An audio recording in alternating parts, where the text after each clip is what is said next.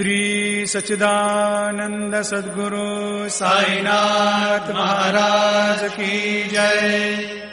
வணக்கம் அன்பர்களே. இன்னைக்கு நம்ம ஸ்ரீ குரு சரித்திரத்துல அத்தியாயம் 31 கேட்க போறோம். நீங்க இன்னும் இதற்கு முன்னாடி இருக்கிற அத்தியாயங்களை கேட்கலையா?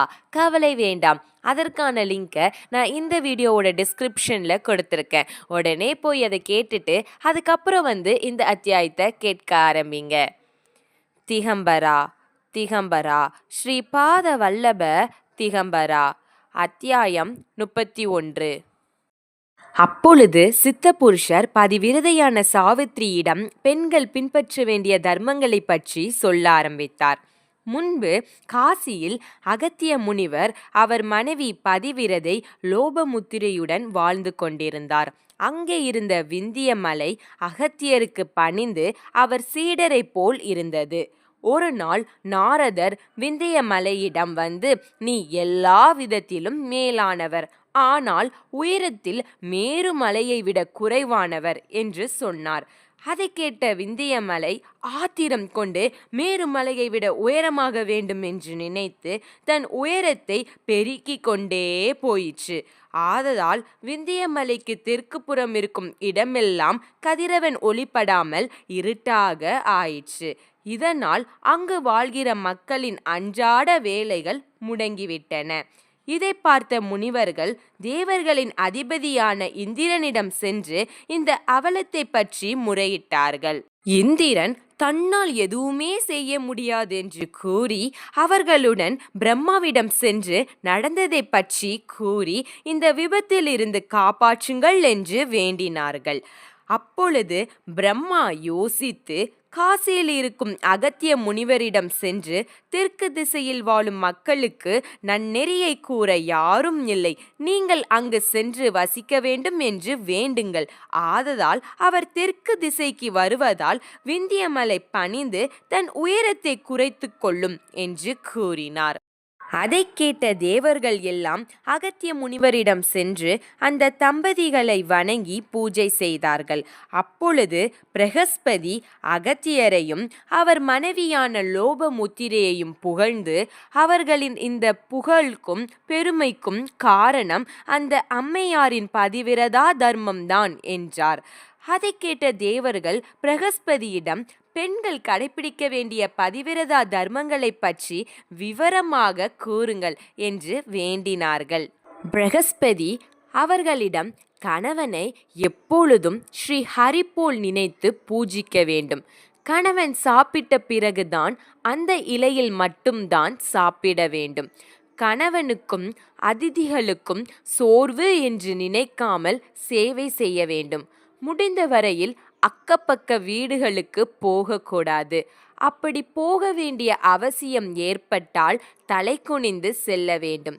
கணவனின் சொல்லை தட்டாமல் இருக்க வேண்டும். படுக்கை அறையில் கணவனை சந்தோஷமடைய செய்து அவர் உறங்கிய பிறகு அவள் உறங்க வேண்டும்.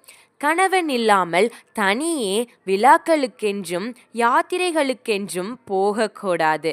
கணவன் வீட்டில் இருக்கும் பொழுதுதான் நகைகளை அலங்கரிக்க வேண்டும். அவர் வீட்டில் இருக்காமல் வெளியூர்களுக்கு போன பொழுது நகைகளை அலங்கரிக்க கூடாது. கணவனின் பெயரை மனைவி உச்சரிக்க கூடாது. கணவன் தூக்கத்திலிருந்து எழுவதற்கு முன்பே எழுந்து வீட்டை சுத்தம் செய்து நீராடி கணவனை தெய்வம் போல் நினைத்து பூஜை செய்ய வேண்டும். கணவன் சந்தோஷமாக இருக்கும் நேரத்தில் மனைவி துயரமாக இருக்கக்கூடாது. அவர் துயரமாக இருக்கும் பொழுது அவள் சந்தோஷமாக இருக்கக்கூடாது. கணவன் கோபம் அடைந்தால் மன்னிக்க வேண்டும் என்று வேண்ட வேண்டும். அவர் கோபத்தில் சொன்ன வார்த்தைகளை மனதில் வைத்து கொள்ளக்கூடாது.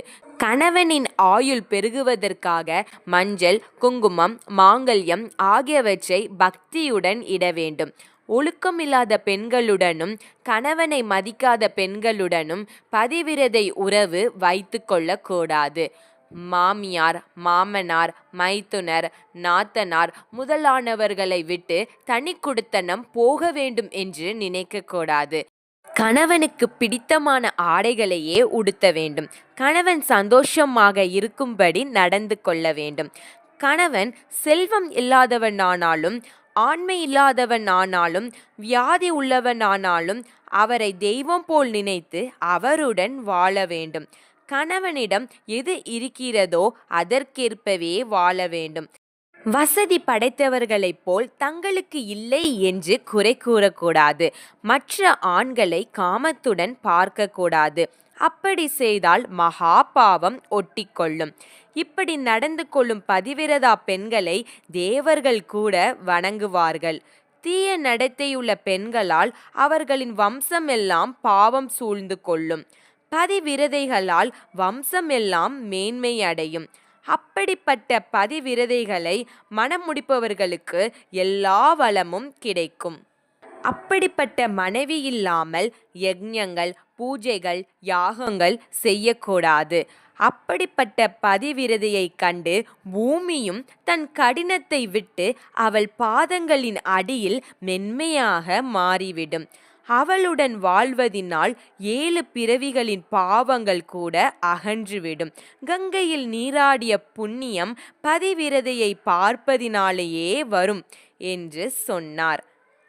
அவதூத சிந்தன ஸ்ரீ குருதேவ தத்த. அன்பர்களே, இத்துடன் அத்தியாயம் 31 முற்றுற்றது. அடுத்த அத்தியாயத்துடன் உங்களை சந்திக்கிறேன். அதுவரைக்கும் இணைந்திருங்கள் எல்லாம் சாய்பாபா யூடியூப் சேனலுடன். உங்களுக்கு உடனுக்குடன் வீடியோ கிடைக்க எல்லாம் சாய்பாபா சேனலை சப்ஸ்கிரைப் பண்ணி பக்கத்தில் இருக்க பெல் ஐக்கானை கிளிக் பண்ணுங்க. இந்த வீடியோ உங்களுக்கு மன அமைதியை கொடுத்துருந்துச்சுன்னா லைக் அண்ட் ஷேர் பண்ணுங்க. உங்களுக்கு மனசுல என்ன தோணுச்சோ அதை கமெண்ட் பண்ணுங்க.